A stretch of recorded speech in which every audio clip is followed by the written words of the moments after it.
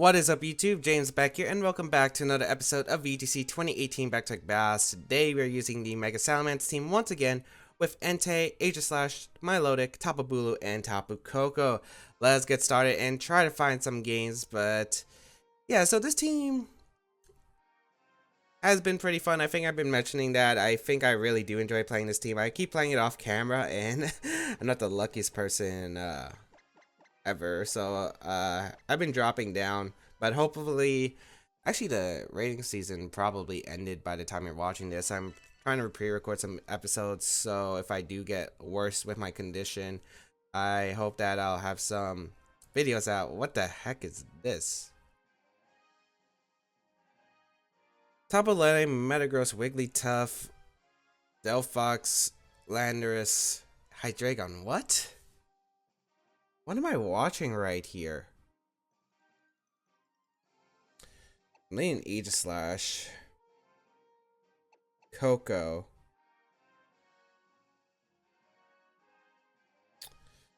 I don't feel like Metagross is helpful. I like Entei Bulu in the back, to be honest. Yeah. I don't really like Milotic too much in this matchup because of the heavy threats. I want to lead Koko to threaten the Hydreigon. What does Delphox do? I know what Wigglytuff does. It does get the competitive ability. Ray Rizzo won a regional championship back in 2014 with Wigglytuff. I don't know what this is supposed to do, though. I don't get what the Delphox does. I know its hidden abilities are Blaze, which is the standard fire type starter ability, and then Magician, which I don't exactly remember the exact details about. It's something to do with an item, but I don't remember correctly. Okay, Aegislash, Lele plus Delphox. Are you Scarf? You're not Scarf Lele, okay. Are you Scarf Delphox?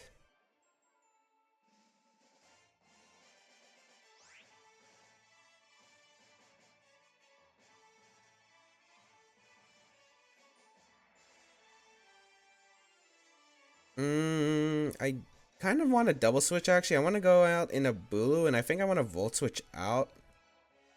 Because I don't know how bulky Delphox is. I know it's not the bulkiest Pokemon in the world, but I'm pretty sure it could live a Gigavolt Havoc out of terrain, so.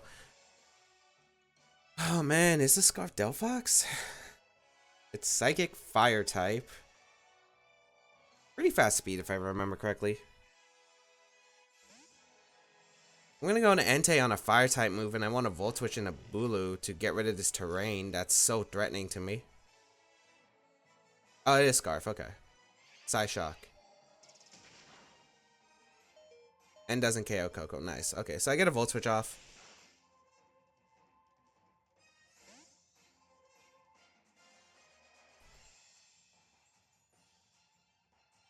Do I go Bulu or do I go Aegislash?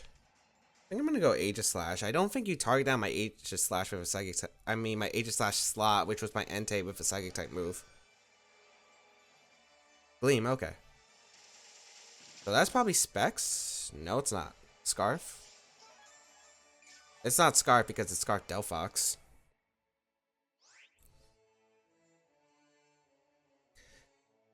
I'm gonna Sacred Fire the Delphox slot. Ink. You should always go Hydreigon if you have it. Just gonna Shadow Ball the Lele slot. Yeah, I'm pretty sure Delphox has to switch out here. I mean, it's locked in the Psyshock. Or Lele's gonna switch out.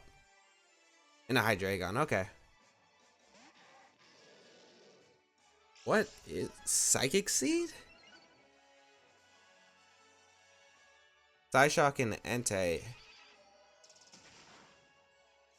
Doesn't KO, I get my berry back.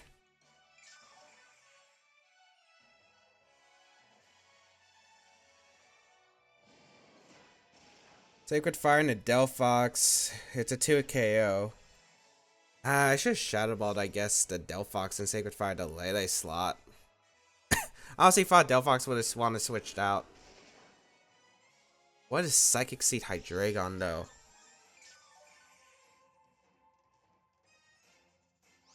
Feel like you would set up Tailwind here if you're in my opponent's position. I'm actually going to try to sub up here in Sacred Fire. I'm going to go aggressive here because I don't know what my opponent really can do. Psyshock. It's not going to KO. Sacred Fire does pick up the knockout on the Delphox, and I would assume Tailwind here, to be honest. I'm not sure if you would Dark Pulse right away. Yeah, you Tailwind, okay. Beautiful. So I get a sub up, which is actually really good for me here.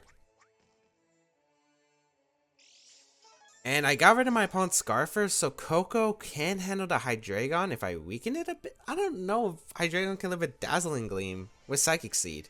I bet it can. I bet it can. Hydreigon's not that frail. What's coming out? Lele? Okay.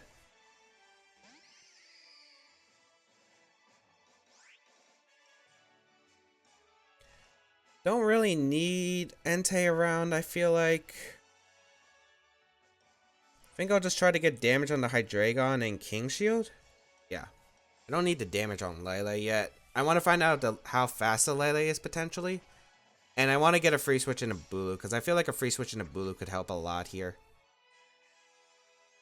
Oh, King Shield.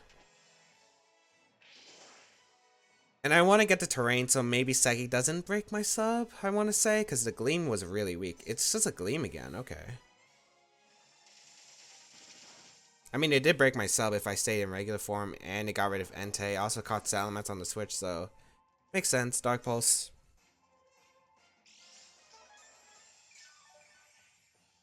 I think Bulu's superpower should knock out Hydreigon, and unless this is a really bulky Lele, Shadow Ball should be able to pick up the knockout onto the Lele. And there shouldn't be a combination unless the Hydreigon carries Sludge Bomb, which I really doubt here. I should be able to pick up a KO. There's also the chance that Lele might expect a Grass type move and try to switch on to Metagross. So, Shadow Ball and Superpower.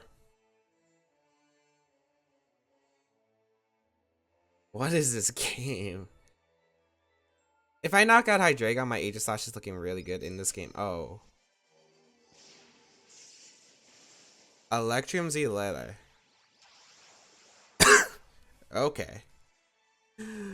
So that's either Thunderbolt or Thunder.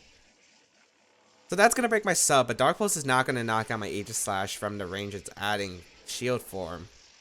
Which is why I was like fine making this play, because I know Aegislash isn't going to go down. If it flinches though, that's really bad. If I flinch, that's really bad. Dark Pulse. Yeah, because I was definitely surviving that. Superpower going to come out, knock out the Hydreigon. Yeah. Critical hit. I don't know if it mattered unless it had a lot of bulk, but it looks like a lot of special attack, to be honest. And it doesn't look like we flinch. Nice. So we got Shadow Ball off. This should knock out the Lele. I want to say it does. If it doesn't, we might have some issues. It does. Nice. Perfect. Nice. Okay, perfect. So we got rid of the Lele. We got rid of the Hydreigon. Metagross, I'm assuming, is the last Pokemon here. Yep. This is the last turn of Tailwind 2. For my opponent. Yep. Psychic Nature's Madness. And I honestly do want to try to sub here, because I think he might talk my Bulu, but King Shield I think is a no-risk play, even if you predicted. Like, I get a free switch into Coco afterward. And then Gigavolt Havoc and the Thunderbolt should pick up the knockout onto the Metagross. So let us see what my opponent decides to do here. Because I don't care if you target down Bulu. I think that's okay here. So King Shield. Iron Head into Bulu. Yep, fair play. It does knock out my Bulu, which I'm okay with. And then Tailwind Peters out. I get Coco in. Electrium Z for that Metagross. Which is another reason why I want to save it in the back. Metagross, unless it has Bullet Punch. Well, even Bullet Punch shouldn't change this game. I think the only move that could change this game is Earthquake. And they don't usually run Earthquake anymore. It's usually Stomping Tantrum. So And plus, it has to live the Gigavolt Havoc in electric terrain, and that requires some bulk on the Metagross's part. So we'll go for the Gigavolt Havoc, and I think I'll just sub up in case my opponent decides to protect here with Metagross. Okay. And even if you like, okay, you need to have Earthquake. If you saw me Tantrum, the Metagross, you have to have Bullet Punch. If you need to have Bullet Punch if you want to win this game. You have to survive the Electrium. You have to knock out the Aegislash for Stomping Tantrum, and then you have to have Bullet Punch. And they don't really run Bullet Punch on Lele teams. So Gigavolt Havoc. This knocks out the Metagross anyway, and that's going to be good game. So, okay. Crazy sets for my opponent. Unfortunately, we didn't get to see the Wigglytuff, which I kind of was hoping we would see. We saw the Delphox, which put in some work. If it had Psychic, it would actually pick up the knockout on my Coco. Psyshock is weaker, and Coco has a bit better physical defense. So, yeah, I don't know what to say about that. I honestly don't know what to say about that. This one really interesting game, I guess. But it's pretty cool. I really wish we got to see the Wigglytuff. But yeah, it wasn't like the end of the world. I think one of the best like one of the turnabouts in that game was Aegislash getting the sub up on the Tailwind, because I felt like Tailwind was like a no drawback play there, because like Aegislash really can't threaten a knockout or anything, and Hydreigon's always threatening the Aegislash in the following turns anyway. So I felt like, okay, Tailwind's probably very free because it can allow him to set up for the rest of my team. He has Hydreigon for the Aegislash. If I sub up, that's really crucial, because it'll allow me to basically force him to double attack the Aegislash turn at some point. If he had Dark Pulse, obviously that could have changed the game, and that could have just won my opponent the game. But I felt like I had to make some kind of aggressive read there, and luckily it did pay off there. So yeah, obviously it went pretty bad when my opponent decides to just ignore the Aegislash turn 1 basically, and just went for my Coco. Maybe thought that I was going to be really scared with the Aegislash because I had no idea what Delphox was. Let's face it, I don't think many of us have actually like faced a Delphox in VGC 18 before. And if you have, good for you, because that's the first time I faced a Delphox in VGC 18. The only thing I knew was its stats, like an average estimated amount, because I honestly don't know its exact stats. But yeah, I think we're going to cut it here to the second game though, so we'll be right back with the second game of today's episode. Alright, we got our second opponent from Spain with a 1600 rating, with the team of Maynetra, Cresselia, Tapu Fini, Landorus, Ferrothorn. People have kept telling me about the name. And Heatran. Okay. So Bulu's really good in this matchup. If I can weaken the Heatran as well as the Pharaoh.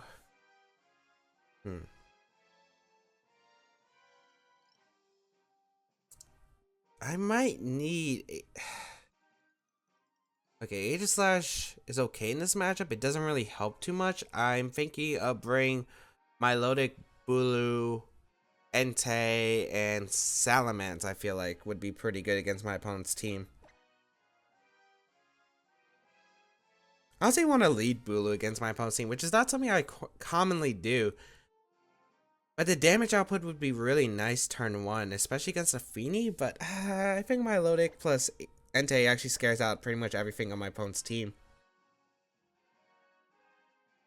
Should I lead Salamence? No, I like Milotic plus Entei first. Because threatening Pharaoh lead would be really nice. It's gonna be a while till I can get used to saying Ferrothorn. I've been calling it Ferrothorn because of the anime. Let's see. What's my opponent gonna lead here? Heatran, Cresselia. That's fine.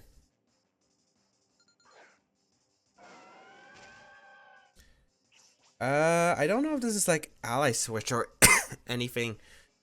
I don't think it's Bloom Doom. I just want to Scald here. And Stone Edge? I also want to Scald Stone Edge. I don't think the damage on Cresselia really helps right here. even if Heatran protects, like Cresselia's not gonna do much to my team anyway. So yeah, I don't mind that, to be honest. I think focusing the Heatran down is important for the rest of my team because Heatran's a hard Pokemon for my team to handle. Trick Room. I wonder if it's Sunny Day on this team. I mean, I am just gonna Scald. You're not gonna Heat Wave in this position. I think I'm gonna try to go Bulu here. I'm gonna go Bulu so I can get the grassy terrain for my Milotic because I feel like it's more helpful for my Milotic. Even if I heal Heatran a bit, I feel like it's okay. Because grassy terrain here is nice. Pretty sure Earth Power is coming out unless it's... You should have Nature's Power on this team. Okay, it's Sunny Day. Okay. So that's fine. I'm pretty sure Earth Power is going to come out from the Heatran. Yeah. Okay, perfect. Yeah, Bulu taking that very nicely. Special defense drop kind of hurts, but that's alright. Scald, unless it's a weakness policy set, which I doubt it. Yeah, Scald still does like an okay amount. Unfortunately, I'm healing Heatran every turn, which doesn't really help my case. And I do want to Scald again, and I think I'll double out into my Entei. I'm trying to stall out the Trick Room while weakening the Heatran. As we're going to see the switch out. Is that Pharaoh? Yeah, okay. Which is fine, too. Because I'm bringing out my Entei once again. And I'm just trying to weaken the Heatran, so I do not mind this play at all. We're going to see the Heat Wave come out. Yeah, that doesn't do too much. Let's get a Scald off. And yeah, that Heatran's now under 50%, which is nice. I would double up the Entei slot if I was my opponent. I'm going to double protect here. Yeah, I'm going to double protect. Milotic's so useful in this game. I cannot risk my Milotic ever. I want a bit of grassy terrain recovery because I think maybe I could switch down to Salamence and Sacred Fire the next turn. Power Whip into Entei and a Earth Power. Yep. Okay.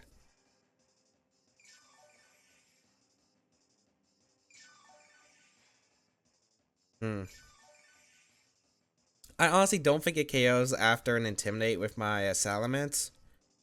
So I'll go into Salamence right here. It also absorbs the Power Whip for my Milotic in case my opponent wants to go for that play. And I'll just Sacred Fire to Pharaoh. There's also a chance Power Whip could miss, which could be crucial here.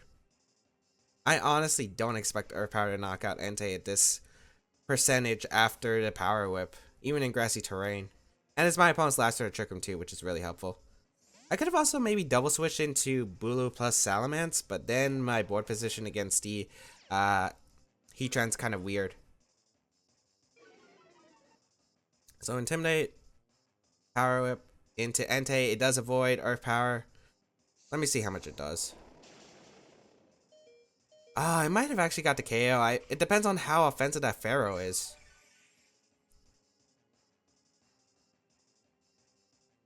I do connect with the Sacred Fire, which is nice, and I will KO the Pharaoh. Nice. So, a lucky Power Whip miss, but yeah, that's Power Whip for you. Also, if it was like a very bulky Pharaoh, then yeah, it had no chance of KOing my Entei there. Actually, maybe Power Whip does KO. I don't know. I don't know that calc. Maybe I should just switch out Mets and I think maybe the better play was switching out Entei and Immense, but I didn't want to take a Power Whip with my Milotic at all. Maybe I should have double switched. No matter how awkward like the position it might have put me in. So here I think Double Edge and the Sacred Fire should be able to knock out the Cresselia. There's also a chance Heatran could protect here again. I don't know if he would. I'm pretty sure Double Edge plus Stone Edge would knock out the Heatran. But if I get rid of Cresselia, that means no more Sunny Day, which would be really, really nice for my team. Yeah, as Heatran protects. I also don't need Entei, I feel like, for this game. Like, it just was there specifically for the Ferrothorn, in my opinion. Ferrothorn, my bad. That's a physically defensive Cresselia. Sacred Fire in the Sun. Gets a berry.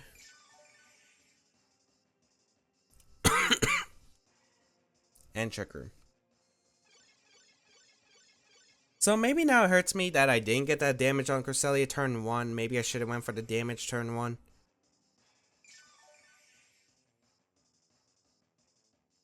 Grassy Terrain's gonna disappear. I can just switch out Salamence into my Milotic.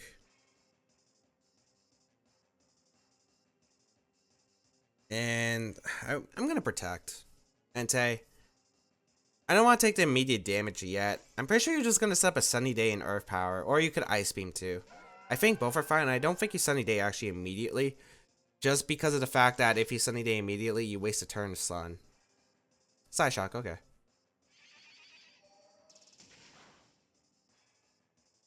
Ooh, sub.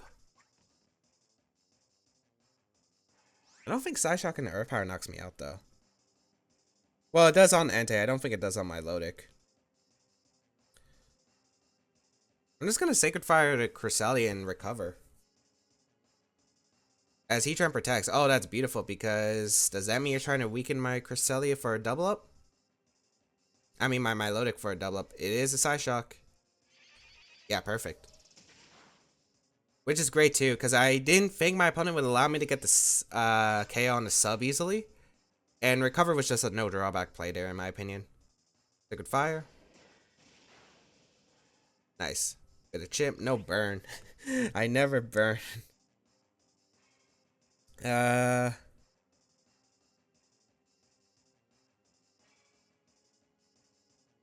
Honestly, don't see a problem with going for another Sacred Fire and a Scald. Yeah, I'll try to break the sub on Heatran so it doesn't have it later in the game, and I'll just Sacred Fire to Cresselia. Because you might double up the Entei slot here, which I'm okay with, because I don't need Entei again for this game. Yeah, it's going to be a double up, which is okay. Because I don't need Entei in this game, as I said before. I only need it for the Pharaoh. So I'll trade here. And my opponent might be expecting another recover, which is why I think my opponent went for that play, as I will go for a Scald here. Break that sub. Let's see. Psyshock, Trick Room. I'm assuming Ice type move on this team if it's Cresselia, Heatran. Maybe Skill Swap. I don't think you'd be Skill Swap. You could be Skill Swap, actually.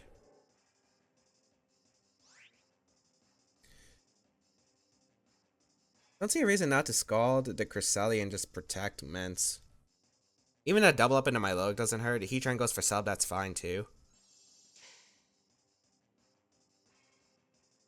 Sunny Day, that's alright too. Because I want the guaranteed chip damage on Cresselia to where Double Edge will guarantee the knockout.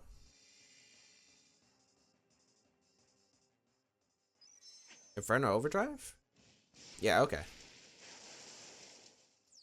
Ooh, if that's into my Milotic, that might change things. I mean, it's not going to KO it with Inferno Overdrive for sure, but... How much damage does that do? Don't think it's targeting Mence. Oh, it does target Mence. Do you not have Ice Beam? That's a crit to protect. Scald into the Cresselia slot. Just get a bit of chip. We finally get a burn, and it's Scald instead of Sacred Fire. Maybe Manectric in the back? I have Bulu, so I'm good if I get rid of Heatran. I'll just Scald here and Double Edge. I don't see a drawback play. Like, anything that... Yeah, like, I don't see a reason not to go for this play. Double Edge is going to knock out Cresselia. Even if it was, like, Intimidate with, like... Yeah, it's switching to Landorus with the Heatran. I don't think it changes the game, really. And I would get a competitive boost, too. Scald going to target on the Heatran. Miss the knockout, which is okay here. As Heat Wave is going to come out. That shouldn't knock out Mence at all. Yeah. It's a burn. Does that change anything? I don't think it does. Could, but I don't think it does. Manectric in the back? No, it's Feeny. Okay, that should be wrap. That should be a wrap then. That should be a wrap because Bulu should be able to win this game.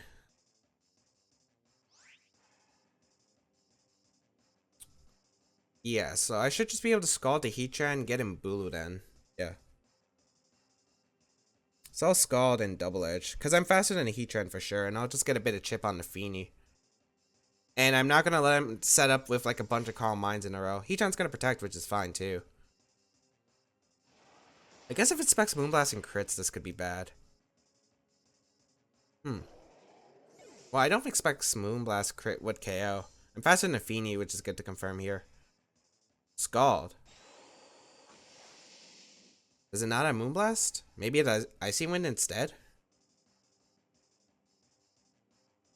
Because Scald was not going to do anything. Unless you're trying to predict a Bulu to switch in and try to get the burn, I guess? That's like the only way I could see it. Get Bulu in. And that should be a wrap, because I could Scald, Woodhammer. Yeah, I'll just Woodhammer. I don't need to Horn Leech. And risk anything. The Scald's going to knock out the Heatran, which is going to be able to pick up a KO. Nice. And then the Woodhammer into Feeny should be able to pick up the KO. Yes. Okay, so that's going to be a good game. So that was a very unfortunate power miss. What I thought would happen was I thought Entei would have taken a bit better. I thought Entei was going to take like 20 less HP from the Earth Power, to be honest, because I thought that would be the range. But Earth Power did a bit more than expected, so the power... So it was like a really lucky power miss. I guess the play I should have always done was go out and double into Mence and Bulu. On that turn, I would switch out into Mence for the Entei, and then switch out into Bulu for my Milotic since I don't risk anything. And then maybe I put in superpower range the Heatran, so maybe that could have been a huge factor that could have helped. I don't know, I just didn't like what my board position would have been, and I honestly thought I would have just taken the Earth Power a bit better, but maybe I shouldn't have risked it. But now I know the calc a bit better. So I feel like, yeah, I definitely, even though I won, I mean, I did get lucky, so. But yeah, I think I definitely could have played that a little bit better. And I guess a double up in... Maybe I should have just got to chip damage early on Cresselia, because that could have also helped in an endgame situation. But hope everyone enjoyed today's episode of VGC 2018 Baek Battles. If you did, please leave a like down below, show some support, as well as you can check out the rest of my stuff down below, such as my social medias and all that good stuff, which will be linked in the description down below. Feel free to leave a comment down below, because I do read them, and feel free to leave a thumbs up to show your support. But otherwise, yeah, try out the team down below in the pastebin, and that's pretty much all I have to say. Catch you around in another video. Have a good day, people. See you around next time.